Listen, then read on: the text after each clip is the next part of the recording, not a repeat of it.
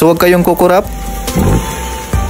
So nagdi-disengage siya mga boss, commanded by the ECU kapag nag-quick acceleration ka. Hey, what's up mga boss, manang araw sa lahat. So yun, ang unit pala natin is DR17V. So marami kasi nagtatanong sa atin kung ano ba ang common issues ito. Ayan, sasabihin ko na sa inyo mga boss. So isa na tong AC pressure switch. At next is itong plastic vent ng radiator na napakadaling maputol ito mga boss, kaya ingatan niyo. At syempre kapag hindi ito na bleeding ng mabuti ay overheat talaga ang abutin. Lalo na yung mga variant nito na naka dual heater core. Kaya soon gagawa tayo ng full video sa pag-bleeding ng coolant nito. At ito ang kanyang VIN plate, DR17 pero Suzuki Corporation pa rin. At ang unit pala na to is Tiptronic. At ang odo nito is 69,049. Medyo bata pa ang unit na to mga boss. At ito ang kanyang AGS actuator. Ayan, may explain lang tayo dito mga boss para maintindihan ng lahat how good the technology of DR17 or DE17. So patayin muna natin yung aircon. Siyempre ma-observe natin yung compressor, naka-disengage yung magnetic clutch. Pero may makikita kayo dito mga boss na hindi nyo ini-expect. Pero sa mga aircon technician at mga solid na mekaniko ay alam na to. Ayan, on muna natin yung air conditioning. At syempre yung ating magnetic clutch is magre-react yan. At naka-engage na ngayon. At i-observe nyo mabuti mga boss. Kapag tinapakan ko yung accelerator at lakasan muna natin yung fan niya. At dito ay gagawin natin yung quick acceleration. At ito na yung sagot mga boss kung bakit lumalaki yung air gap ng ating magnetic clutch sa DE17. So huwag kayong kukurap.